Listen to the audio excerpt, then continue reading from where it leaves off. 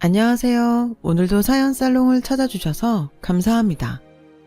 저는 남편, 그리고 너무 예쁜 아들을 하나 키우고 있는 엄마예요. 이제 아들이 곧 유치원에 입학하게 되고, 저도 육아하던 엄마에서 워킹맘으로 직업을 바꿀 준비를 하고 있습니다. 저희 가족은 이번 달에 이사를 갈 예정이에요. 이사라는 게 사실 굉장히 긴장되고 떨리는 일이기는 하지만 저희 가족, 특히 저와 남편은 더더욱 긴장됩니다. 도시로 나가는 게 얼마만인지 몰라요. 여태껏 저와 남편은 신혼살림부터 시작해서 섬마을에서 살았거든요.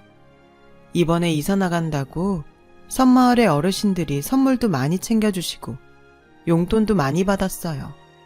아무래도 섬마을이다 보니 가장 젊은 사람이 40대이실 정도로 연령대가 높습니다. 칠순 훌쩍 넘으신 분들도 계시고요. 그분들이 저희 부부와 아들을 정말로 이뻐해 주셨어요.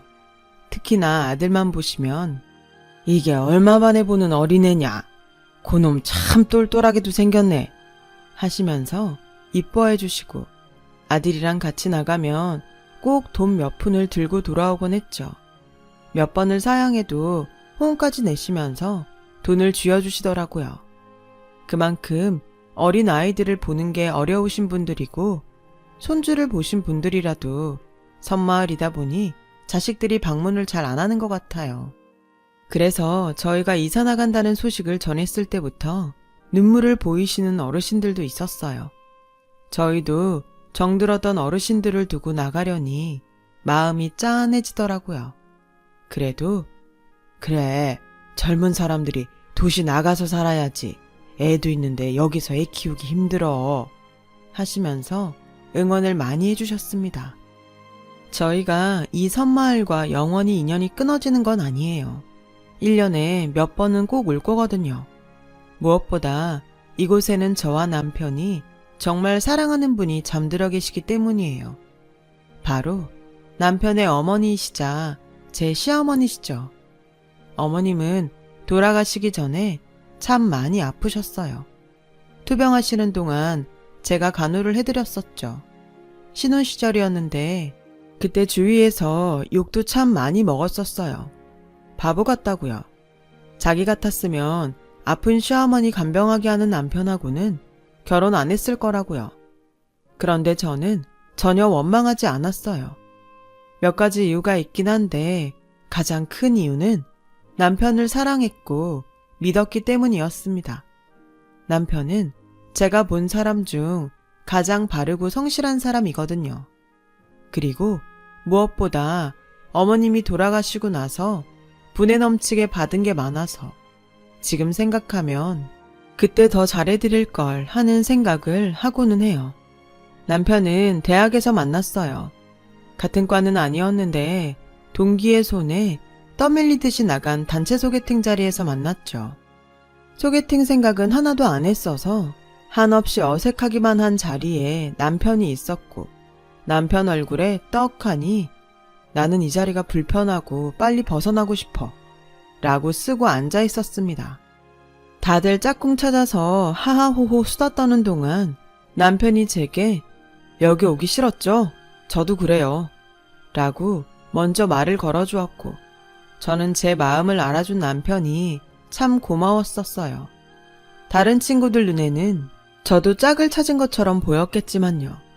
어쨌든 그날 저는 남편하고 수다를 많이 떨었고 대화가 잘 통해서 친구가 되었다가 얼마 안 있어서 사귀는 사이가 되었어요.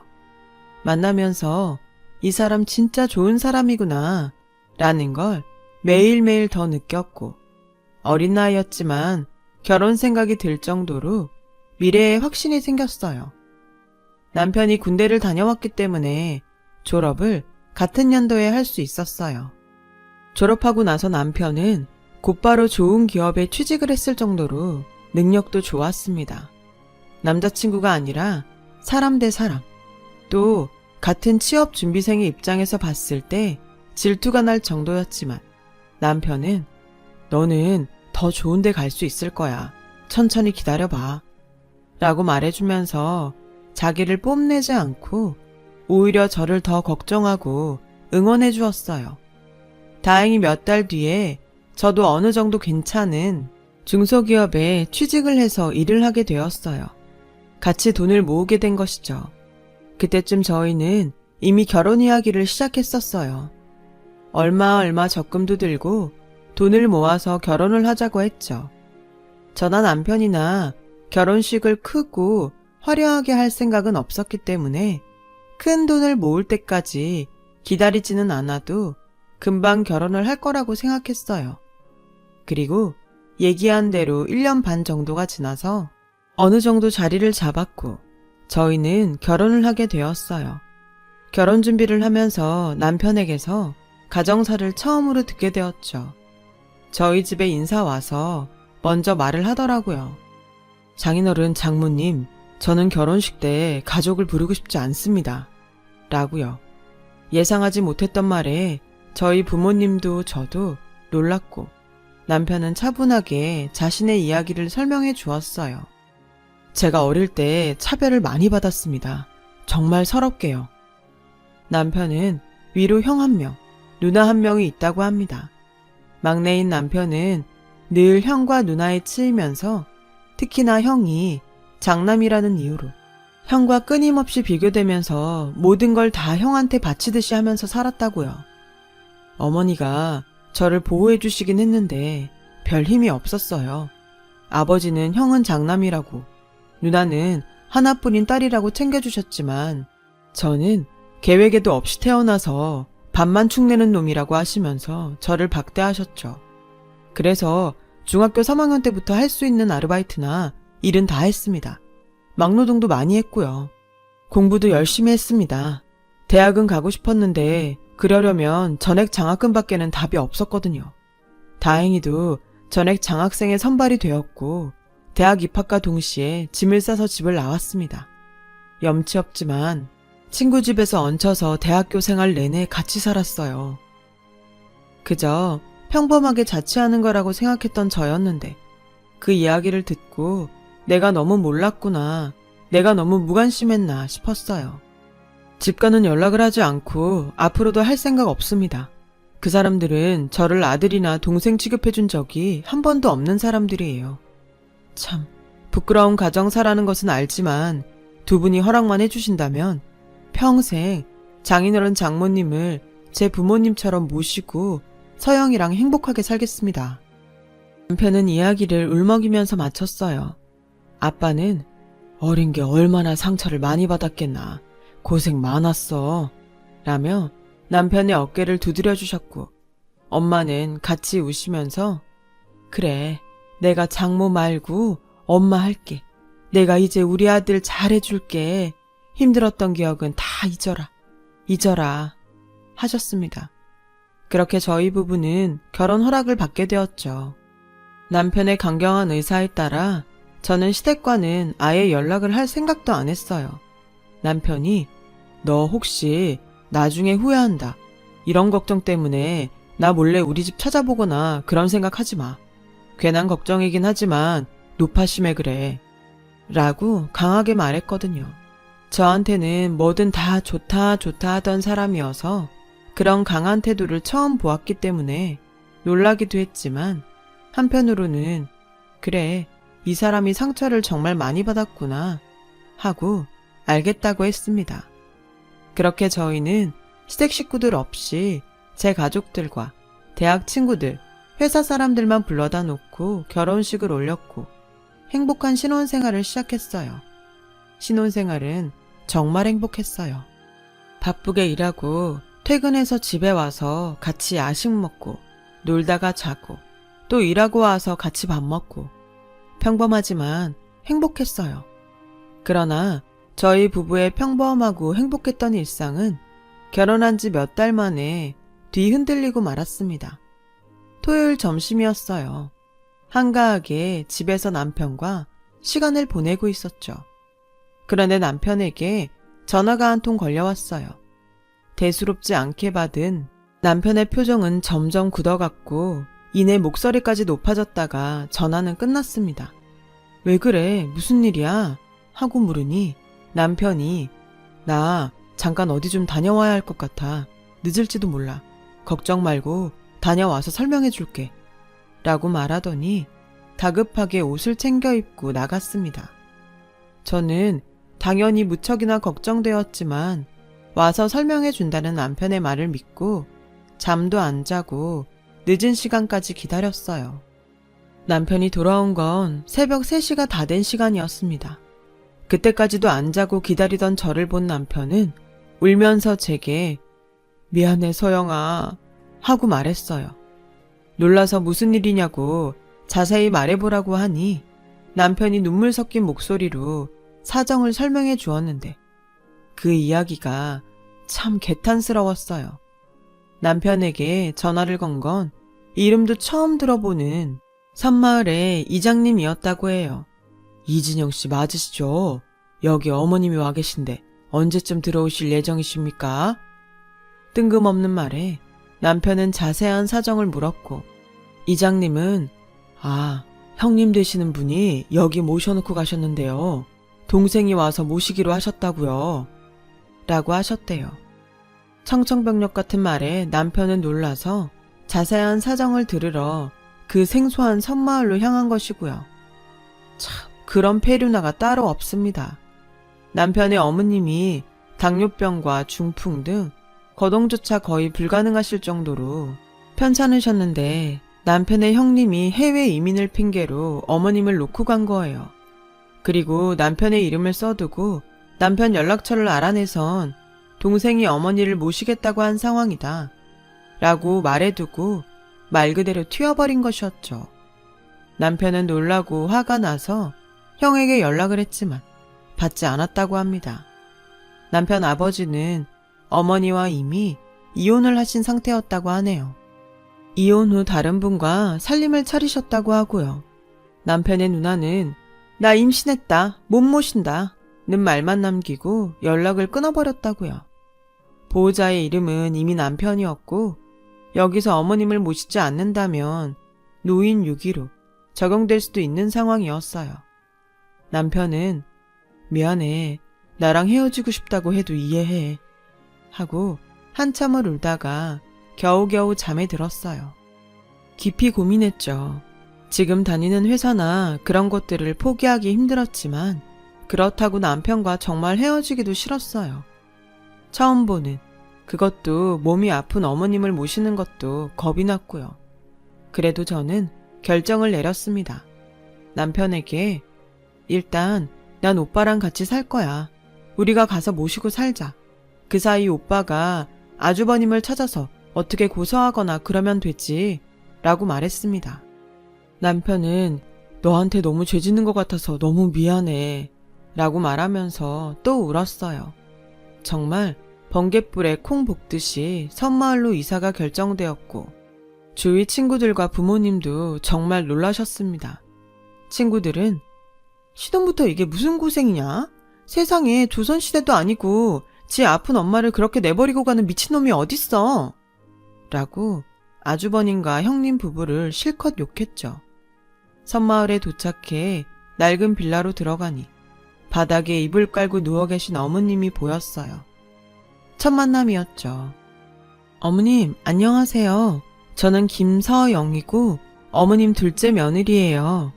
라고 인사를 드리니 어머님이 힘없이 고개를 끄덕이셨어요. 남편은 오랜만에 만난 어머님이 어색한 듯 인사 후에 말없이 집만 정리했고요. 엄마는 그래도 나를 지켜주려고 노력했어. 나도 그건 알아. 그런데 엄마가 일을 하셔, 뭘 하셔. 능력이 어디 있겠어? 남편 내조에 치이고 집안 살림에 치이고 친할머니의 시집살이에 치이고 엄마 마음 이해 못하는 건 아니었지만 그래도 엄마라도 나를 더 지켜줬으면 어땠을까. 가끔 그 생각을 해. 남편이 그날 밤에 술을 마시면서 한 말이에요. 그래도 어머님이 그나마 가족 중에서는 남편에게 나은 사람이었다는 게 다행이라면 다행이었습니다. 병간호는 저도 처음이라 정말 힘들었어요. 밤마다 울었고 내가 회사도 사표 내고 이게 무슨 짓이지? 하는 생각도 많이 했죠. 남편은 일을 해야 했기에 몇 시간이 걸리는 거리를 배 타고 섬에 들락날락 하면서 회사를 다녔어요. 집에 들어오면 피곤하니까 도와달라고 말할 수도 없었죠. 미안하니까요. 밤에도 몇 번씩 일어나 어머님 약 챙겨드리고 상태 확인하고 때마다 배 타고 같이 도시로 나가서 병원 검사도 받고 했어요. 어머님은 말씀하시는 것도 힘들어 하셔서 주로 글씨를 써서 표현을 하셨어요. 병간호 시작하고 한 일주일이 지나서야 제게 처음으로 말을 건네셨죠. 첫 마디가 바로 미안하다 새아가야 였습니다. 종이에 쓰인 그 글씨를 보는데 갑자기 뭔가 울컥하더라고요. 전형적인 가부장적 집안의 며느리로서 어머님이 겪으신 고생도 이해는 할 수 있을 것 같았습니다. 그래서 일부러 어머님 걱정 마세요. 저 체력 강한 여자예요. 하면서 어머님을 안심시켜 드렸어요. 그래도 제가 서툴지만 열심히 한 성과가 나는지 시어머님의 상태는 조금씩 호전을 보이셨어요. 거동을 못 하셨는데 몸을 일으키시고 앉으실 정도도 되셨고 더듬거리는 증상이 심하셨지만 간단한 말도 하셨어요. 남편도 처음에는 어머님을 무척이나 어색해했지만 시간이 지나면서 엄마 오늘은 어땠어요? 엄마 며느리 예쁘죠? 하면서 말도 붙이고 인사도 하면서 천천히 사이가 풀어지기 시작했어요. 그래도 남편의 기억 속 어머니는 자기를 보호해주던 모습이었으니까요. 어머님은 때때로 밤에 남편이 잠들면 저를 앉혀두고 우시면서 진영이에게 미안하다는 말을 많이 하셨습니다. 아주버님과 신우의 얘긴 딱 한 번 하셨어요. 내가 애들을 잘못 키운 탓이야 라고 자기 탓을 하시더라고요. 너무 화가 나서 어머니 그래도 그건 폐륜이죠 라고 하려다가 참았어요. 그래도 어머님한테는 자식들이니까요. 그렇게 저희는 힘든 적응기를 보내고 살았고 1년이 조금 넘자 나름대로 섬 생활에 적응도 했어요. 저는 마을 어르신들께 심청이 뺨치는 며느리 소리 들으면서 예쁨 받았고 그 덕분에 사는 건 그렇게 힘들지 않게 되었습니다. 정기적으로 도시로 나가서 휴식을 취할 수 있도록 마을 어른분들이 어머님을 돌봐주신 적도 있고요. 인심들이 다들 좋으셨어요. 어머님은 호전이 되긴 하셨지만 병원에서는 저를 따로 불러서 마음의 준비를 늘 하고 계세요. 어머님은 이 이상으로는 회복되지 않으실 겁니다. 지금은 하룻밤 자고 눈을 떠보니 돌아가셔도 이상하지 않은 상태예요. 그러니까 늘 준비하고 계세요. 라고 말하더라고요. 남편에게도요. 좋지 않은 소식이었지만 늘 대비를 할 수 있어서 다행이었죠. 저희 부부가 섬 생활을 한 지 1년 반이 되던 어느 날 어머님께서 갑자기 사라지셨어요. 장 보러 간 사이에요. 혼비백산해서 정말 슬리퍼만 신고 섬 전체를 뛰어다녔어요. 남편에게도 연락했지만 오려면 몇 시간이 걸리니까 제가 뛰어다녀야 했죠. 이장님과 마을 어른분들도 저를 도와서 어머님을 찾아다니셨고요. 몇 시간 뒤 어머님은 섬마을 뒤쪽에 있는 그늘진 공터에서 발견되셨어요. 흙바닥에 쓰러져 계셨는데 양말만 신은 발은 흙투성이었고 손도 마찬가지였죠.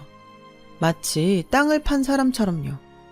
놀라고 눈물이 날 정도였지만 그래도 찾았으니 다행이다 생각하고 어머님을 집으로 모셔왔습니다. 어머님이 일어나시고 어머님 거기 왜 가신 거예요? 하고 여쭤보니 바람이 쐬고 싶어서 라고 대충 얼머부리려는 듯 말씀하시더라고요. 속사정이 있는 것 같았지만 저는 더 여쭤보지 않았습니다. 저도 너무 지쳐 있었으니까요. 그 일이 있고 정확히 3일 뒤에 어머님께서는 돌아가셨어요. 주무시다가 아주 평화롭게요. 새벽에 약 챙겨드리려고 일어났는데 뭔가 이상해서 코에 손을 대서 숨을 확인해 보니까 돌아가셨더라고요. 놀라서 남편을 흔들어 깨우고 병원에도 연락해서 확인했는데 돌아가신 게 맞았습니다. 마음의 준비를 하고 있었는데도 충격적이었어요. 누군가는 이제 혹 떨어졌는데 뭐가 그렇게 슬프냐? 라고 하던데 그 사이 어머님과 정이 많이 들었던 저였어요. 어머님께서 고맙고 미안하다시며 자꾸 제 손에 쥐어주시던 계피사탕이 생각나더라고요. 짧은 시간이었지만 어머님께서는 제게 마음을 다 주셨어요. 남편도 이제 엄마를 좀 더 이해할 수 있을 것 같았는데 말하면서 눈물을 흘렸어요. 장례는 섬에서 치렀습니다. 조문객은 모두 섬마을 어른들밖에 없었어요. 남편이 시누이에게 어머니의 부고를 알렸지만 답이 없었고 아주버님 부부에게도 마찬가지였어요. 섬마을에 햇빛 잘 드는 곳을 이장님께서 내어주셔서 그곳에 어머님을 모셨죠. 장례가 끝나고 집에 돌아와 짐을 정리했습니다. 어머님 짐은 많지도 않았어요. 그런데 어머님의 이불을 들추자 이불 아래서 종이 한 장이 나왔습니다. 종이에는 삐뚤한 글씨로 방파제 뒤쪽 공터에 땅을 파보거라 라고 쓰여 있었습니다. 그곳은 어머님이 돌아가시기 며칠 전에 쓰러지신 채 발견되었던 바로 그 공터였어요. 유언과도 같은 그 말에 저와 남편은 공터로 갔죠. 그곳에는 커다란 돌로 표시된 곳이 있었고 저와 남편은 돌을 치우고 땅을 팠어요. 깊이 파지도 않았는데 안에서는 흰 봉투가 나오더군요. 기력이 쇠하셔서 깊이 팔 기운도 없으셨겠지요. 그 봉투에는 어머님의 편지가 들어있었고요. 진영아, 서영아, 못난 엄마가 미안하다. 진영아, 어린 날들에 많이 서러웠지? 엄마가 미안하다. 능력 없는 애미가 너를 지켜주지 못했어. 장남이라고 하나뿐인 딸이라고 이쁨 받는 첫째, 둘째에 치이고 아파하는 널 보며 엄마도 너무 아팠단다. 그런데도 잘 자라. 좋은 며느리 데려와서 너무나 고마워. 해준 것도 없는데 병간호 받느라 애미가 정말 고맙고 미안했단다. 이곳에 편지를 묻은 건 너에게 주려고 한 걸 내 힘으로 끝까지 지키기 위한 노력이고 내 마음이란다. 이것들로 너의 지난날의 아픔을 다 치료하지 못할 거라는 건 알지만 그래도 엄마의 마지막 마음을 받아주렴. 이곳에 꼭 연락해서 가보거라. 그 말 끝에는 어떤 집 전화번호와 집 주소가 쓰여 있었습니다. 남편과 저는 집으로 돌아와 그 번호로 전화를 걸었어요. 저는 이진영이라고 하는데요. 라고 하자마자 전화기 너머에서 아우, 네가 진영이구나 하는 소리가 들리고 그 사람이 울기 시작하더라고요. 직감적으로 뭔가 있다고 느낀 저희 부부는 어머님이 적어주신 그 주소로 찾아갔어요. 한적한 시골 마을 집이었어요. 도착해서 문을 두드리자마자 바로 한 어르신이 뛰어나오셨어요. 어르신은 내가 너희 오기를 얼마나 기다렸는지 모른다 라며 저희를 안으로 데리고 들어가셨어요. 차를 한 잔씩 내어주신 어르신은 통장 하나와 저희 부부 앞에 서류 몇 장을 펼치셨어요. 그건 놀랍게도 아파트 명의 서류와 주식 관련 서류였습니다. 주식 잘 모르는 제가 봐도 상당하더라고요. 너희 엄마가 몇 년 전에 그 쓰레기 같은 놈이랑 이혼한 거 알지? 그 놈도 살 만큼 살았다고 생각했으니까 먼저 이혼하자고 한 거지. 이혼하고 네 엄마가 여기로 찾아왔다. 여기가 네 엄마 고향이야. 나는 네 엄마 어릴 때 동네에서 제일 친하게 놀던 친구였어. 내가 지금 이렇게 살 수 있는 이유가 네 엄마 덕분이니까. 어릴 때 우리 집이 너무 가난해서 밥조차 잘 먹고 살지 못할 정도였어. 네 엄마는 항상 나를 더 챙겼고 네 외할머니, 외할아버지 되시는 분들도 나를 딸처럼 정말 아껴주셨었거든. 그때 네 엄마 아니었으면 나는 지금 여기에 없다. 내가 학교를 마칠 수 있었던 것도 전부 네 엄마 덕이었어. 우리는 자매보다 더 끈끈할 수밖에 없었단다. 네 외할아버지 할머니 돌아가시고 엄만 그 후에 시집을 갔어. 그런데 네 엄마가 시집가면서 연락이 끊겼었지. 네 엄마 이야기 듣고 가슴 치면서 울었다. 그렇게 밝던 소녀가 시집을 잘못 가서 그렇게 되고, 그런데 막내 아들 얘기하면서 더 서럽게 울더라. 자기가 시집살이 100번 겪어도 좋으니까 막내가 자기를 용서해주면 좋겠다고 말이야. 괜찮다는데도 나한테 패기찌기 싫다고 큰아들 부부에게 올라가겠다고 하더구나. 얼마 안 있어 올라갔는데 몸이 그렇게 돼버렸어. 그간 세월이 얼마나 고됐으면 그랬겠니. 그리고 2년 전인가 연락이 왔어. 큰아들 부부가 나를 버리려고 한다고 말이야. 네 엄마는 다 알고 있었던 거야. 그리고 나한테 그러더라. 혹시라도 내가 죽으면 막내 아들 찾아서 꼭 좀 도와줘라고. 그래서 내가 알겠다고 걱정 말고 내 연락처 주라고 했었는데 이렇게 죽고 나서야 진영이 너를 만나는구나. 어르신의 이야기를 들으면서 남편은 하염없이 눈물을 흘렸어요. 어머님의 마음이 느껴졌고 어린 시절의 남편에게 끊임없이 미안해하셨던 그 마음이 절절하게 전해졌어요. 그 통장은 어머님께서 남겨주신 거였어요. 펼쳐보니 5천만 원이라는 돈이 있더라고요. 평생 그 돈을 꽁꽁 숨기며 모으기 위해 열심히 사셨을 어머님을 생각하니 안타깝고 슬프고 말할 수 없는 감정이 들었습니다. 그리고 그 어르신은 여기 이 서류들은 내가 널 위해서 준비한 것들이야. 나는 우리 아들한테 사업체 물려주고 이제 여기서 유유자적 지내고 있어. 이거 가지고 가서 능력껏 잘 사용해봐. 나는 이제 네 엄마한테 받은 거 다 돌려준다 생각하고 더 기쁜 마음으로 여생을 살련다. 남편과 저는 이걸 받아도 될까요? 하고 물었지만 어르신은 당연하지. 네 엄마가 나한테 어떤 사람인데 나는 너희가 내 친구 바람대로 잘 살았으면 한다. 나중에 혹시 아기 낳으면 한번 데리고 와서 인사나 시켜주렴. 라고 하시며 서류를 저희 손에 꼭 쥐어주시더라고요. 그 재산들은 너무 큰 돈이기도 했고 아직도 저희가 그대로 가지고 있습니다. 남편이랑 얘기했는데 잘 모르고 주식 썼다간 큰일 나니까 나중에 기회 잡고 공부 제대로 해서 사용하자고 했어요. 아파트도 그대로 있고요. 남편은 어머님의 향수 때문인지 섬마을을 떠나고 싶지 않아 했습니다. 그래서 임신하고 아기 낳은 후까지 섬마을에서 살았어요. 남편이 워낙 애틋해해서 저도 동의를 한 부분이었고 섬마을 생활도 익숙해져서 나쁘지 않았고요. 어느 날 아주버님과 시누이에게서 연락이 왔더라고요. 네가 재산 다 꿀꺽하냐? 라고 연락이 온 거죠. 어디서 들었는지 모르겠지만요. 시누이는 여자라 그런지 저한테도 연락해서 사람이 그렇게 사는 거 아니다. 형제 자매한테 재산도 나누고 해야지. 라고 하더라고요. 저는 그 말 듣고 너무 화가 나서 그이가 아주버님이랑 같이 두 분 용서한다고 하면 저도 그렇게 하죠.